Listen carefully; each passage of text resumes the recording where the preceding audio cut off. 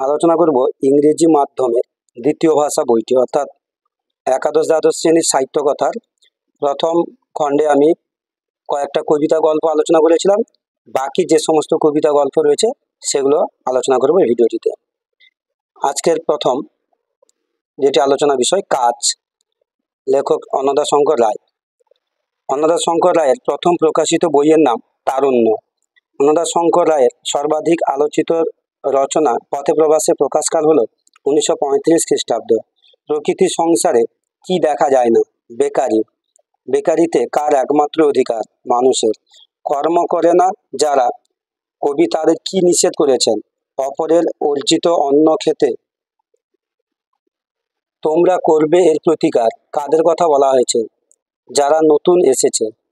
তোমরা করবে এর প্রতিকার, কিসের প্রতিকারের কথা বলা হয়েছে? মানুষের কর্মহীনতার। সকলেরই অধিকার কিসে? কর্মে। এটাও মানতে হবে সবাইকে। কি মানতে হবে? কর্মের সঙ্গে ধর্ম মিশে থাকে। জীবজগতে ধর্ম হলো শ্রম। পরের বিষয় মেয়েটা, নবনীতা দেবসেনের লেখা। মেয়েটা ছুটতে ছুটতে ছুটতে কি আর করে? মেয়েটা ছুটছিল কেন? দুঃখ তাকে তাড়া করছিল। মেয়েটা ছুটতে ছুটতে কি আর করে? ছুটতে ছুটতে মেয়েটা কি করছিল? দুঃখকে ছুঁড়ে মেরেছিল হাতের চিরুনি দিয়ে। গজিয়ে উঠলো হাজার হাজার বৃক্ষ। কিভাবে বৃক্ষরা গজিয়ে উঠেছিল? চিরুনির 100 দাঁত থেকে। কোথায় হারিয়ে গেল দুঃখ? দুঃখ কোথায় হারিয়ে গিয়েছিল? সাপত সংকুল সঘন অরণ্য, বাঘের ডাক আর ছমছম অন্ধকারে। ভয় তাড়া করেছিল তাকে। মেয়েটা ভয়কে কি করেছিল? মুঠোর ছোট্ট আতরের শিশি ছুঁড়ে মেরেছিল। আর অমনি সেই আতর ফুঁসে উঠল। আতর ফুঁসে কি হলো? ফেটে উঠল ফেনিল ঘূর্ণিতে। ফেঁপে উঠল ফেনিল ঘূর্ণিতে। মেয়েটার হাতে কিছুই ছিল না। কখন? প্রেম যেদিন তাড়া করলো, ছুঁড়ে দিল প্রেমের দিকে। মেয়েটা প্রেমের দিকে কি ছুঁড়ে দিয়েছিল? হৃদয়। মাথা তুলল সেই একমুঠো হৃদয়। কিভাবে হৃদয় মাথা তুলল? শ্যামল এক শৈলশ্রেণী হয়ে। সেই ঝলমলে ভর ভর্তি হৃদয়টাই বুঝি এগোতে দিলে না। কাকে এগোতে দিল না? প্রেমিকের ভীতু প্রেমকে। এবার ওকে তাড়া করছে ক্লান্তি। মেয়েটা ক্লান্তি কি করেছিল? দীর্ঘশ্বাস ছুঁড়ে মেরেছিল। ফস করে জ্বলে উঠল তার সমস্ত অতীত। কিভাবে তা জ্বলে উঠেছিল? নিঃশ্বাসের হলকায়। এখন মেয়েটা নিশ্চিন্ত হয়ে ছুটছে। মেয়েটার নিশ্চিন্ত হওয়ার কারণ কি? এখন তাকে শুধু তাড়া করছে তার গন্তব্য। সূক্ষ্ম বিচার রবীন্দ্রনাথ ঠাকুরের। ভালো আছেন মানে কি? কেবল রামের অর্থ কি করেছিল? অর্থাৎ সুস্থ আছেন। আমি কে? আগে সেই বলো। উক্ত উক্তিটি কে বলেছে? চণ্ডীচরণ বাবু। এক কথায় নাম হচ্ছে মানুষের এবং প্রাণীর এবং দূর হোক গে মানুষের, প্রাণীর এবং ইত্যাদির কি পরিচয়ের উপায়। যদি অস্বীকার করো তাহলে এ সম্বন্ধে ড্যাশ আছে। এই সম্বন্ধে কি আছে? গুটিকতক তর্ক আছে। নামই যদি পরিচয়ের একমাত্র উপায় হবে, তবে কি আমার চেহারা পরিচয়ের উপায় নয়? আর আমার কিসের কথা বলা হয়েছে? অন্যান্য লক্ষণগুলো। আজ সম্পূর্ণ বুঝেছি নাম কাকে বলে। তার ড্যাশ জানি না। কি জানার কথা বলা হয়েছে? নামগন্ধ। কথাটা সম্বন্ধে নানা তর্ক উঠতে পারে। কোন কথাটা সম্বন্ধে তর্ক উঠতে পারে? কৃত্রিম। নাম আমার সহস্র আছে, কোনটা তুমি শুনতে চাও? এই প্রশ্নের উত্তরে কি ছিল যেটা আপনি সবচেয়ে পছন্দ করেন? তাহলে আমার নাম উক্ত ব্যক্তি কি নাম বলেছিলেন? মানুষ। যদি ছেলের সঙ্গে প্রভেদ জানতে চাও তবে আমার নাম। এক্ষেত্রে উক্ত ব্যক্তির নাম কি ছিল? শ্যামলা। অর্থাৎ সেই লোকদের সজ্ঞান ঐক্য কি? চণ্ডীচরণ নাম নির্দেশ করে। সর্বনাশ মশাই, বেলা হলো। এই বেলা বাড়ার ফলে কি হয়েছে? ক্ষুধানুভব হয়েছে। তুমি জিজ্ঞাসা করছিলে আমি ভালো আছি কিনা। এখন প্রশ্ন, এই প্রশ্নটা কি? তুমি কি জানতে চাও? তা বলা ভারী শক্ত। কি বলা শক্ত? শরীরের গতিক। তাহলে মাফ করবেন, অপরাধ করেছি। এরপরে কি বলেছিলেন? অনুতাপে এবং পেটের জ্বালায় দগ্ধ হচ্ছি। আমি ভালো আছি কিনা জিজ্ঞাসা করলে প্রথমে দেখা আবশ্যক। প্রথমে কি দেখা দরকার? আবশ্যক ভালো মন্দ কাকে বলে? মশাই, আপনার পায়ে ধরছি, এখনকার মতো। কেন বক্তা এই কথা বলেছে? ছুটি পাবার জন্য। কিন্তু আজ আমার অপরাধ ক্ষমা করুন। ভবিষ্যতে ভবিষ্যতে কি করার কথা বলা আছে? সতর্ক হবার কথা। এর পরের বিষয় কাক চরিত্র, মনোজ মিত্র। লেখক পরিচিতি: অধুনা বাংলাদেশের সাতক্ষীরা জেলার ধুলিগড় গ্রাম। 1937 সালে মনোজ মিত্র জন্মগ্রহণ করেন। 1957 সালে কলকাতার মঞ্চনাটকে তার অভিনয়ের সূচনা। রবীন্দ্রভারতী বিশ্ববিদ্যালয়ের নাট্য বিভাগের অধ্যক্ষ ছিলেন। 1959 সালে মনোজ মিত্র লেখেন তার প্রথম একাঙ্ক নাটক মৃত্যুর চোখে জল। তবে 1972 সালে চাকভাঙা মধু নাটক তাকে বাংলা নাট্য জগতে বিশেষ মর্যাদা এনে দেয়। মনোজ মিত্রের লেখা উল্লেখযোগ্য নাটকসমূহ হল নরক গুলজার 1976, সাজানো বাগান 1982, কিনু কাহারের থিয়েটার 1988, অলকানন্দার পুত্রকন্যা 1989, দর্পণে শরৎ শশী 1992, গল্প হেকিম সাহেব 1994। এছাড়া পরবাস, নৈশভোজ, আত্মগোপন, ছায়ার প্রাসাদ ইত্যাদি নাটক মনোজ মিত্রের নাট্যকুশলতার দৃষ্টান্ত হয়ে আছে।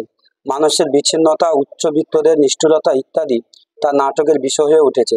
ইতিহাস, পুরাণ, কল্পনার সঙ্গে বাস্তবকে অসামান্য দক্ষতার, কৌতুক এবং বিষণ্ণতার মিশেলে অনবদ্য ভঙ্গিতে রূপ দিয়েছেন মনোজ মিত্র। চলচ্চিত্রেও মনোজ মিত্র তার দক্ষতার স্বাক্ষর রেখেছেন। বুদ্ধদেব দাশগুপ্ত, বাসু চ্যাটার্জি, তপন সিনহা, সত্যজিৎ রায়, তরুণ মজুমদার প্রমুখ বিখ্যাত পরিচালকদের সিনেমায় তিনি অভিনয় করেছেন। বাঞ্ছারামের বাগান এ তার অভিনয় ইতিহাস সৃষ্টি করেছে। এই নাটকটা আজ আমার কি করতে হবে? শেষ করতে হবে। আলটিমেটাম দিয়ে গেছে আজ। স্ক্রিপ্ট না পেলে দলের ছেলেদের দিয়ে কি করা হবে? কুশপুত্তলি দাহ করা হবে। 3টে বাজলেই পেয়ার আলী কি করবে? পাঁঠা কাটবে। ওরে জানালার পাশে গিয়ে কি করতে হবে? জোরসে হাত পাততে হবে। ওরে ওই লিখতে ছিঁড়তে ওই দেখো কি দেখার কথা বলা হয়েছে? রাষ্ট্রপতি পুরস্কার। ভারতবর্ষের শ্রেষ্ঠ নাটককার কে? ব্যোমকেশ ভৌমিক। তোমায় পুরস্কার না দিয়ে রাষ্ট্রপতি আমায় যদি একখানা কি দেওয়ার কথা বলা হয়েছে? রুটি। ওই দ্বিজুবাবুই আমার এক নতুন নাটকের নাম কি? নাটকের কি নাম ছিল? হিরো।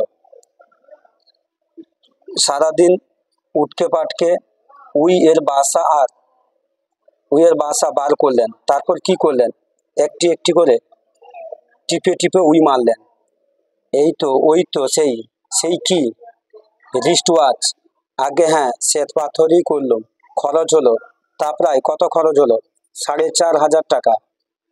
সেদি যে দরের রাজমিস্ত্রি ছিল, শিল্পী ছিল, সে তুলনায় কিছুই পেল না। এই হচ্ছে আমাদের কিসের কথা বলা আছে? সমাজ ব্যবস্থা। লিখুন, লিখে যান। চুপ, চেঁচাবি না। Don't disturb. কেন ডোন্ট ডিস্টার্ব বলা হয়েছে? ক্রিয়েশন হচ্ছে বলে। রেডিওর নাটক। রোববার বক্তার কথা অনুযায়ী রোববার নাটক কটা থেকে শুরু হয়? 2:30টার প্রোগ্রাম। আজ থেকে 7 বছর 13 দিন 5 ঘন্টা গতে তুই উক্ত ব্যক্তির কি হবে?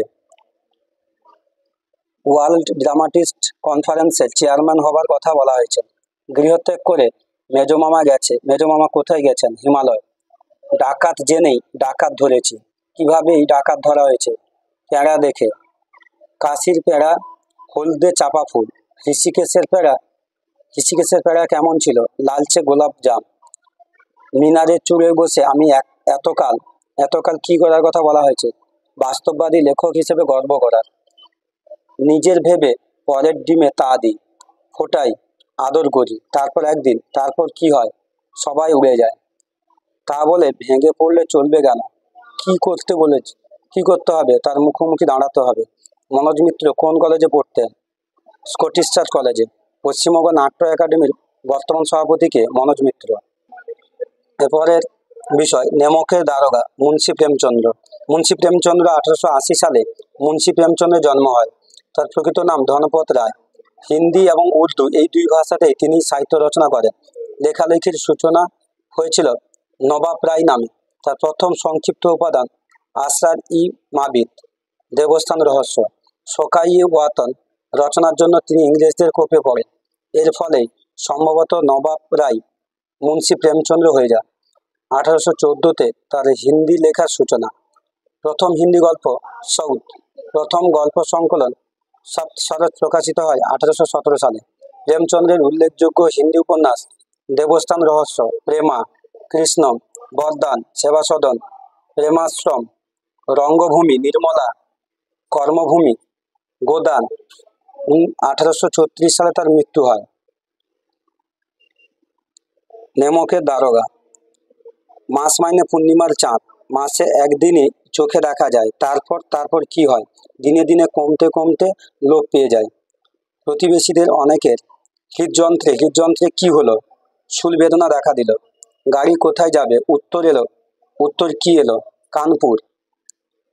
সুসজ্জিত গসকটে শুয়ে শুয়ে কখনো জেগে কখনো ঘুমিয়ে পদ অতিক্রম করছিলেন। কে পদ অতিক্রম করছিলেন? পণ্ডিত আলোপিদিন। দারোগা রুক্ষ ভঙ্গিতে সংক্ষেপে কি বলা হয়েছিল? সরকারি হুকুম। এমন হাতের লক্ষ্মী পায়ে ঠেলতে পণ্ডিতজি কখনো কাউকে দেখেননি। পণ্ডিতজি কি অনুমান করলেন? ছেলে মানুষ, এখনো মায়ামোহের ফাঁদে পড়েনি। বংশীধর কঠোর স্বরে বলল। বংশীধর কি বলল? আমি এসব কথা শুনতে চাই না। লালাজি 1000 টাকার নোট এনে টাকা দিয়ে কি করার কথা বলা হচ্ছে? বাবু সাহেবকে ভেট দেওয়ার কথা বলা হয়েছে। অলপিদিন কি দেখছেন?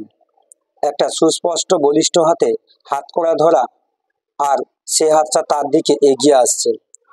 এমনকি এখন কি হয়েছে? নায়ের রশিতেও কিছুটা টান পড়েছে। ডেপুটি ম্যাজিস্ট্রেট তার রায়ে লিখলেন। রায়ে কি লেখা হয়েছিল?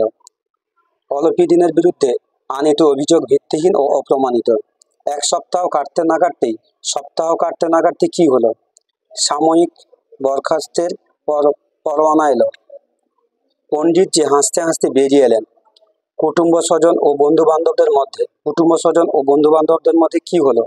টাকার হরিল্লোড হলো। এদের লেখাপড়া শেখানো কেমন? পণ্ডশ্রম। যাত্রার স্বাদ ধুলোয় মিশে গেল। কোথায় যাত্রার কথা বলা হয়েছে? জগন্নাথ ধাম আর রামেশ্বর। বংশীধরের কাজে শ্রীমতীর প্রতিক্রিয়া কি? কদিন যাবৎ মুখ তুলে কথাই বলল না। নত হয়ে সাষ্টাঙ্গে দণ্ডবত হলেন। তারপর কি করলেন? পঞ্চমুখে তোষামত গুণকীর্তন শুরু করলেন। তাই ভগবানকে কি বলা হয়? এমন দুর্মতি সন্তান দেওয়ার চেয়ে 7 জন্ম নিঃসন্তান রাখুন। তারপর বংশীধরের দিকে ফিরে কি বললেন? দারোগা সাহেব, একে খোসামত বলে মানবেন না। পণ্ডিত আলপিদিন তাকে তার সমগ্র সম্পত্তির স্থায়ী ম্যানেজার নিযুক্ত করেছেন। বার্ষিক বেতন কত? 6000 টাকা। অলপিদিন বংশীধরের হাতে দিয়ে বললেন। অলপিদিন কি বললেন? বিদ্যাবত্তা, অভিজ্ঞতা, কর্মকুশলতা এসব কিছুর আমার চাহিদা নেই। তিনি আপনাকে সারা জীবন সেই নদীর ধারের অনমনীয়, উদ্ধত, কঠোর অথচ কি করার কথা বলা হয়েছে? ন্যায়নিষ্ঠ দারোগা করে রাখেন। প্রফুল্ল অন্তরে অলপিদিন তাকে কি করলেন? বুকে জড়িয়ে ধরলেন। মুন্সিজি প্রেমচন্দ্র লেখা শুরু করেছিলেন কি নাম নিয়ে?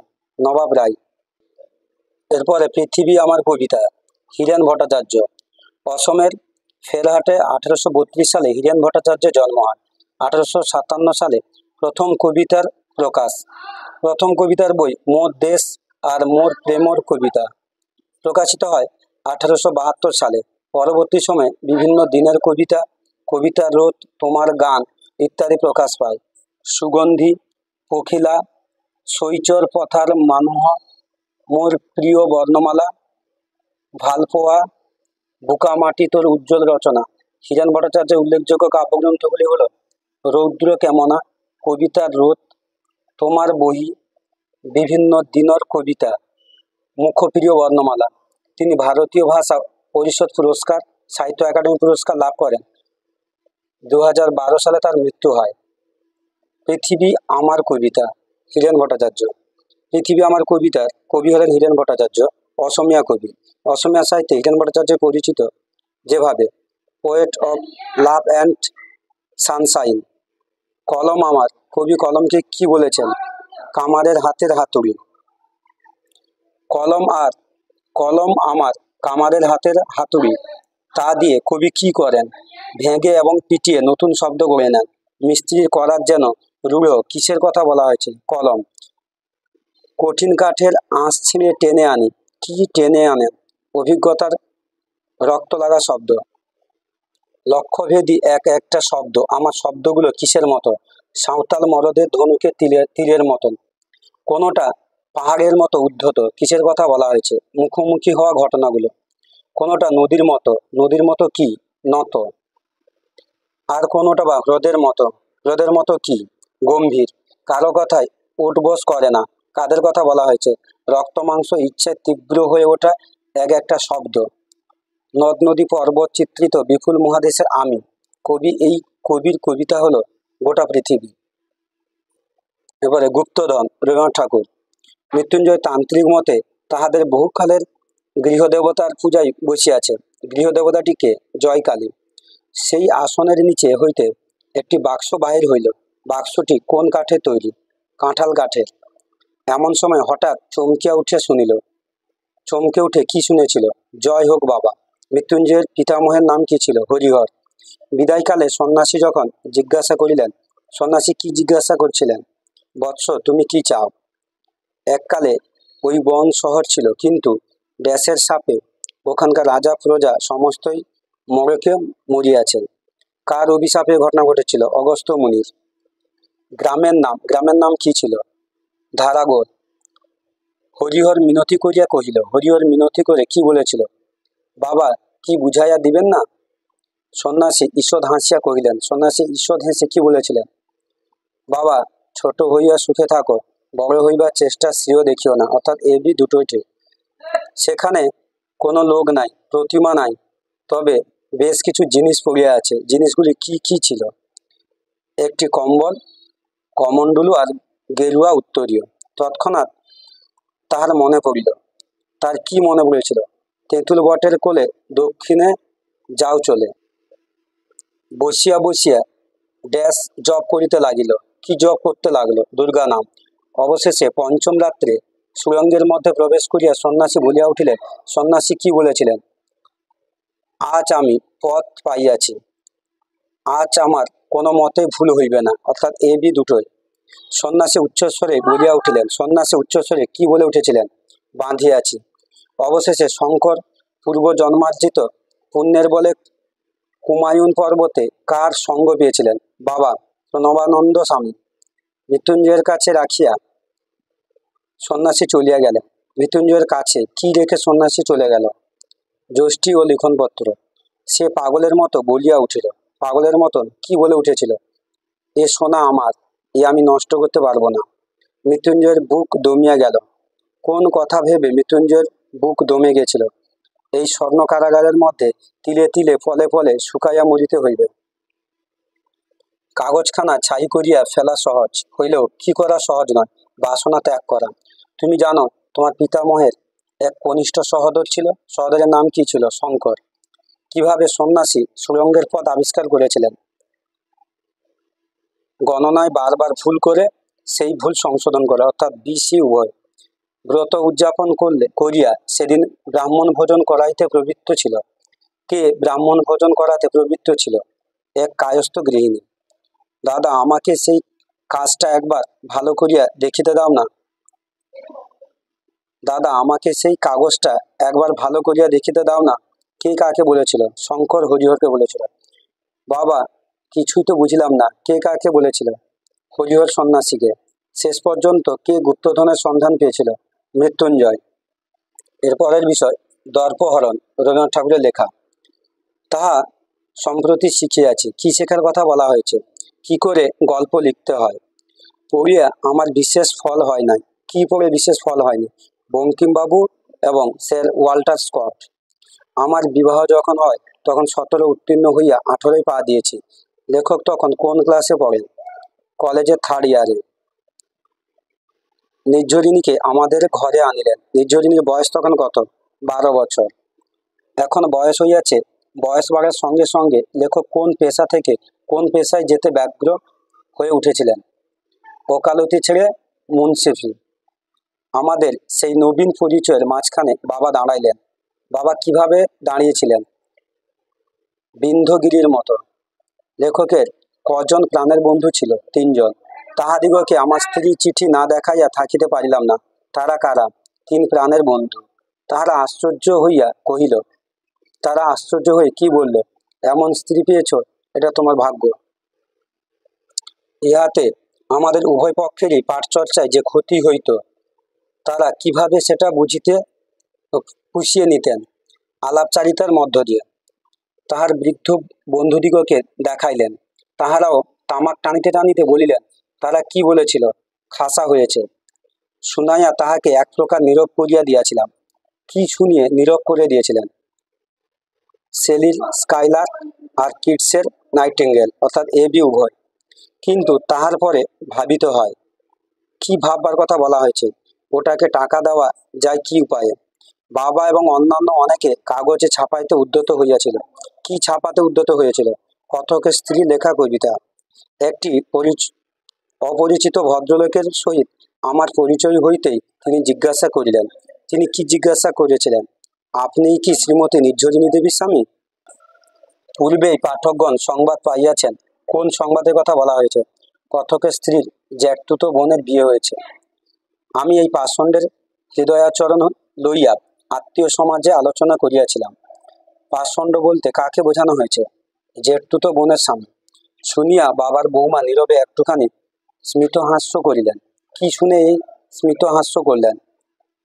জগদীন্দ্র লিখতে দীর্ঘই বসিয়েছে। বেকুলভাবে আমার হাত চাপিয়া ধরিল। হাত চেপে ধরে কি বলেছিল? তুমি পাগল হইয়াছ, সেখানে তুমি যাইতে পারিবে না। অর্থাৎ এবি দুটোই। রামমোহন রায়ের গানটা মনে পড়িতেছিল। রামমোহন রায়ের গানটা কি ছিল?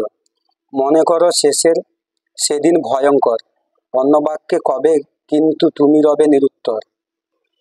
বুক ফুলাইয়া স্ত্রীকে কহিলাম। বুক ফুলিয়ে স্ত্রীকে কি বলেছিল? নির্ঝর, তুমি কি মনে করো? উদ্দীপনা নামক মাসিক পত্রে ভালো গল্প লেখার জন্য কত টাকা পুরস্কার ঘোষণা করা হয়েছিল? 50 টাকা। উদ্দীপনার কোন সংখ্যায় পুরস্কারযোগ্য গল্পটি বের হবে? বৈশাখ সংখ্যায়। উদ্দীপনার পুরস্কৃত হওয়া গল্পটির নাম কি ছিল? নন্দিনী। ইতি শ্রীহ। শ্রীহ এর পুরো নাম কি? শ্রী হরিশ্চন্দ্র হালদার।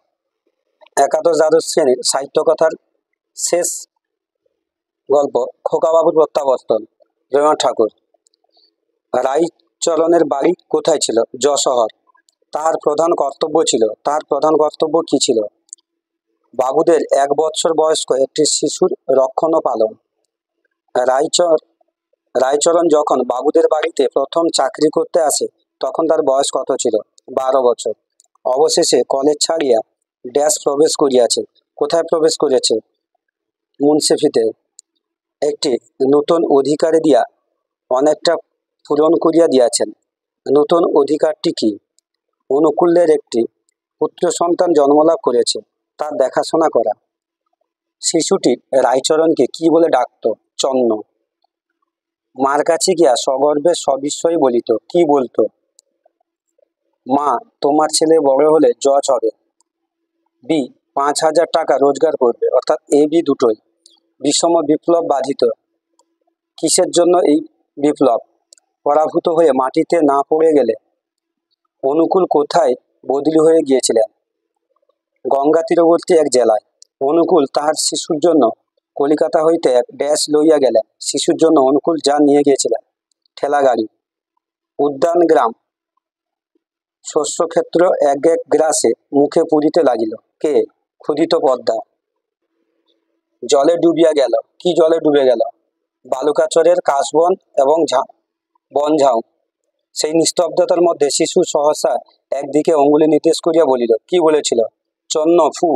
চন্ন প্রবৃত্তি হইল না।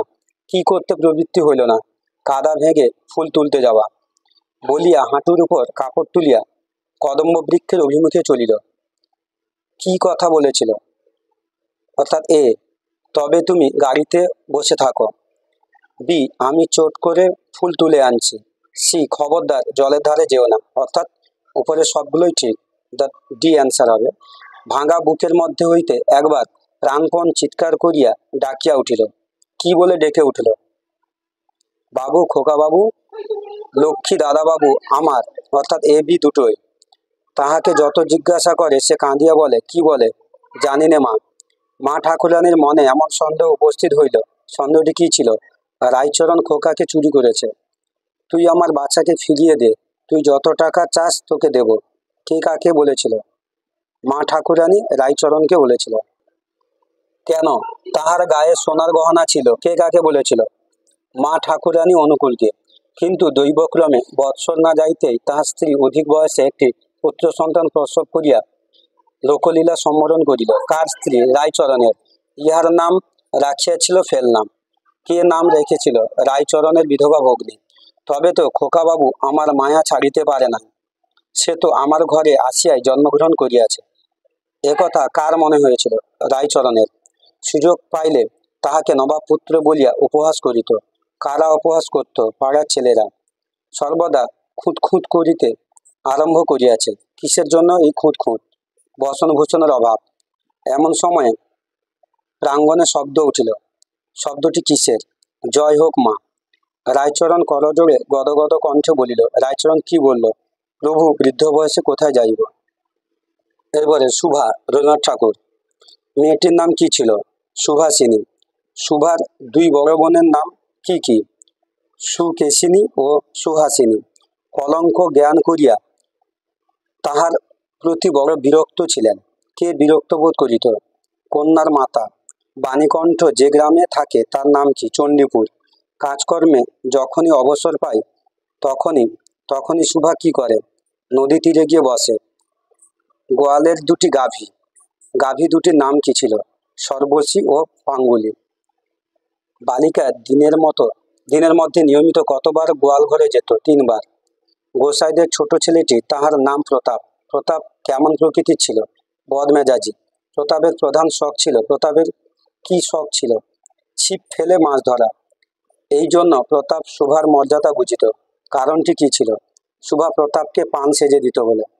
সুভা তাহার গ্রীবা ও পৃষ্ঠে কোমর অঙ্গুলি বুলাইয়া দিলে তাহার নিদ্রাকর্ষণের বিশেষ সহায়তা হয়। কার? বিড়াল শাবকটির। এর জন্য তাহার শত্রু ছিল। কারণটা কি ছিল? বাণীকণ্ঠের সচ্ছল অবস্থা বলে, আর দুই বেলায় মাছ ভাত খাই বলে। অর্থাৎ এ বি দুটোই। বাণীকণ্ঠ অবশেষে বিদেশ থেকে ফিরে এসে কি বলেছিল? চলো বাড়ি চলো। সুভা শয়নগৃহ হইতে বাহির হইয়া তাহার সেই চিরপরিচিত নদীর তটে ড্যাশ লুটাইয়া পড়িল। নদীর তটের কোথায় লুটাইয়া পড়িল? সস্পসজ্জায়। তার সেই চিরপরিচিত নদী তটে সস্পসজ্জায় লুটাইয়া পড়িল। কোন দিনের কথা বলা হয়েছে? শুক্লা দ্বাদশী রাত্রির দিন। বর স্বয়ং কনে দেখিতে আসিলেন। কার সঙ্গে এসেছিল? বন্ধুর সঙ্গে। পরীক্ষক অনেকক্ষণ নিরীক্ষণ করিয়া বলিলেন। কি বললেন? মন্দ নহে। বালিকার অশ্রুজলকে কিসের সঙ্গে তুলনা করা হয়েছে? শুক্তির মুক্তা। সপ্তাহখানেকের মধ্যে সকলেই বুঝিল। সকলে কি বুঝতে পারিল? নববধূ বোবা। সুভার বর কোথায় কাজ করত? পশ্চিমে। নদী তীরে ইহাকে প্রায় এই কাজে নিযুক্ত দেখা যাইত। কাকে দেখা যাইত? প্রতাপকে অপরাহ্নে। কিন্তু তাহাদের সহিত সুভার এরূপ সমকক্ষ ভাবের মৈত্রী ছিল না। কাদের কথা বলা হয়েছে? ছাগল এবং বিড়াল শাবক। কোনোদিন সুভা অসময়ে তার মুখ বন্ধু দুটির কাছে আসিত, যেদিন গৃহে কোনো কঠিন কথা শুনতে হতো। প্রতাপ থাকে ভালো। প্রতাপ ভালো থাকে কি প্রকারে? একটা সঙ্গী পেলে। সুভা তেঁতুল তলায় বসিয়া থাকিত এবং প্রতাপ অনতি দূরে ছিপ ফেলিয়া জলের দিকে তাকিয়া থাকিত। প্রতাপ কোথায় ছিপ ফেলত? মাটিতে।